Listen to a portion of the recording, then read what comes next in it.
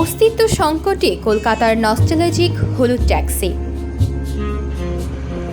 Grain ট্রাইব্যুনালের সাম্প্রতিক নির্দেশ অনুযায়ী কলকাতার রাস্তা থেকে সব হলুদ ট্যাক্সি তুলে নিতে হবে।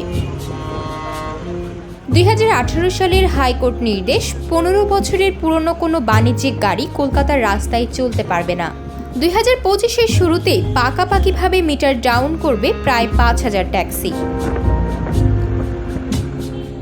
দেখতে দেখতে সেদিন যেন এসেই গিয়েছে, অথচ শুরুটা হয়েছিল 1 শতাব্দী আগে। 1909 সালে কলকাতার রাস্তায় প্রথম নামে ট্যাক্সি।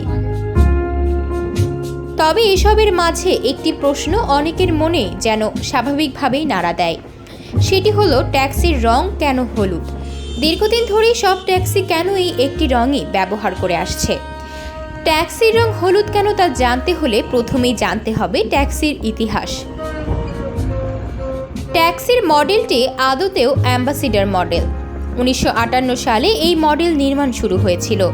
নির্মাণের পরপরই ভীষণ জনপ্রিয় হয়ে যায় হিন্দুস্তান কোম্পানির অ্যাম্বাসেডর।